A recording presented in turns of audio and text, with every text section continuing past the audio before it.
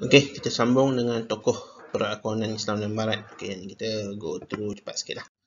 Okey, so yang pertama Al-Khwarizmi. So namanya Muhammad bin Musa Al-Khwarizmi. Okey, antara karyanya Mafatihul Ulum, Al-Jabr wal Muqalabah, Al-Hisab Al-Jabr wal Muqalabah. Okey, so kitab Mafatihul Ulum menjadi sumber rujukan utama dalam ilmu perakaunan dan telah dialih bahasa ya. So beliau adalah bapa aritmetik sehingga digelar algorisma ataupun bapa al-jabar. So dikenal juga sebagai algoritma kan. So inilah Al-Khwarizmi. Antara asas perakaunan yang digariskan Al-Khwarizmi, so semua urusan kewangan mestilah ditulis dan disimpan. So mesti berdasarkan bukti yang sahih, disimpan di tempatnya yang khas, ada tempat simpanan ya. So pengiraan dibuat oleh orang dipercayai, akaun hendaklah diperiksa oleh orang lain, ada auditor. Okey, so stok hendaklah diperiksa, dititi dan dibandingkan dengan rekod. Ini apa dia punya istilah kalau dalam audit, saya tak ingat, nanti saya mention balik dalam S2. Nanti ingatkan Oh sorry, tadi stok dipanggil stock taking. So stock taking tu maknanya kita tengok balik stok yang ada dalam inventory. Okey. So seterusnya Al-Qalaqshindi atau Al-Qalqashindi. So nama dia Shihabuddin Abu Abbas Ahmad ibn Ali ibn Ahmad Abdullah Al-Qalqashindi Al-Fazari. Panjang nama tu. Okey. So dia adalah tokoh yang banyak memberi sumbangan yang besar kepada ilmu-ilmu Islam, termasuk ilmu matematik, falak, fizik dan perakaunan. Jangan tanya pula betul ke tu muka dia, saya pun tak tahu, saya Google je keluar gambar tu kan. Okey, so beliau memperkenalkan istilah berikut dalam urusan berikut aktiviti Baitul Mal. So antaranya Al-Wasil, iaitu catatan penjelasan terperinci, Al-Hasil, pengeluaran hasil percukaian, Al-Mukhtir, aset atau wang yang masuk, dan Al-Mukhrij, iaitu aset atau wang yang keluar. Okey, so beliau menyatakan rekodkan pokok dan cabangnya satu demi satu dan keseluruhannya.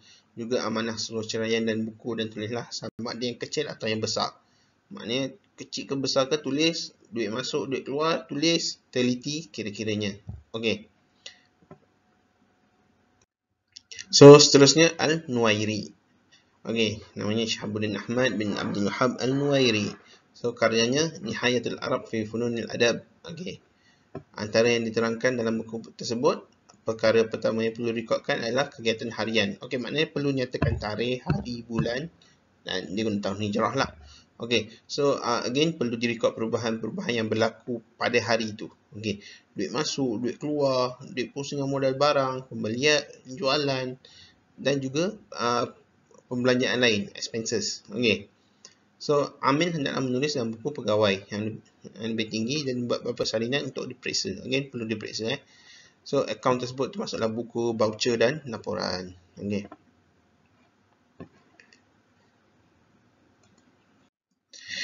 Seterusnya, Riyatuddin Al-Qashi. So, nama panjangnya Riyatuddin Jamsad Ibn Mas'ud Al-Qashi, seorang sejarah Islam berbangsa Turki. So, dipanggil sebagai Bapa Perpuluhan. Beliau merupakan orang pertama menulis angka dengan nombor perpuluhan seperti sekarang, contohnya 2.5. Okey. So ia mendahului lebih kurang 1 kurun setengah terlebih awal daripada beberapa perpuluhan barat seperti Vieta dan Stevia. So karya beliau adalah Miftahul Hisab yang mengandungi algebra, geometri, ilmu falak dan fizik. So orang dulu, sarjana dululah banyak yang polymath. Polymath tu maksudnya dia menguasai pelbagai ilmu. Kan? Kalau kita tengok sini, ilmu matematik, ilmu falak, ilmu fizik, ilmu yang pelbagai tu dia boleh kuasai yang macam kita sekarang khusus. Maknanya satu ilmu tu kata ilmu fizik je kan. Itu beza orang sarjana dulu dan sekarang lah. Saya tak kata satu tu lebih baik daripada yang dulu lebih baik daripada sekarang, atau sekarang lebih baik daripada dulu kan. Cuma itu perbezaan je lah kan.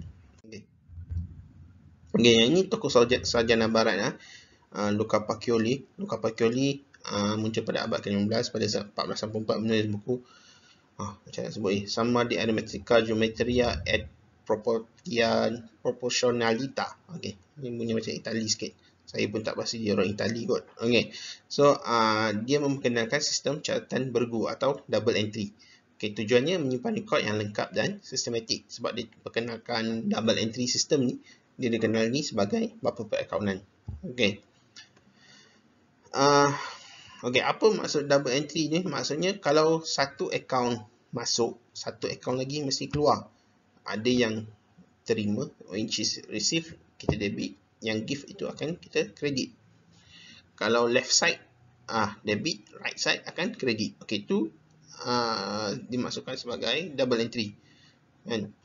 Dia maksud kita buat T account. Sekejap, bagi contohnya. Okey. So T account, ini lah maksud T account, bentuk macam ni. T kan, nampak T. Satu T. Okey.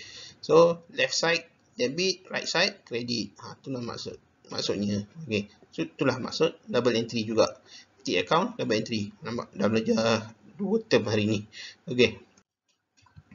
So kesimpulannya, kalau kita tengok perkembangan perkawanan Islam ni selari dengan pembangunan perniagaan Islam, dan pembangunan juga kita boleh cakapkan pembangunan empire Islam jugalah ketika itu.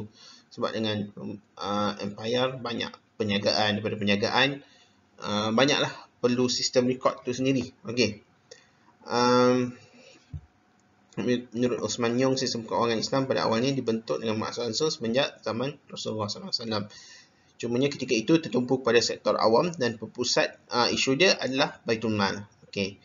Bila zaman Sayyidina Umar, sistem keuangan itu terbentuk dengan jelas dan dia berkembang daripada semasa ke masa. Dan selepas itu dia lebih kepada bukan setakat Baitul Mal saja, dia dah lebih urusan perniagaan pun sudah mula direkodkan. Maknanya syarikat-syarikat milik individu, kita guna term syarikat lah kan. So syarikat-syarikat milik individu atau perkongsian musyarakah dia dah mula direkodkan kan. Dan memerlukan satu sistem rekod yang jelas lah, iaitu sistem account lah. Okay. So setakat itu saja untuk topik ini. InsyaAllah kita sambung dengan topik seterusnya. Assalamualaikum warahmatullahi wabarakatuh.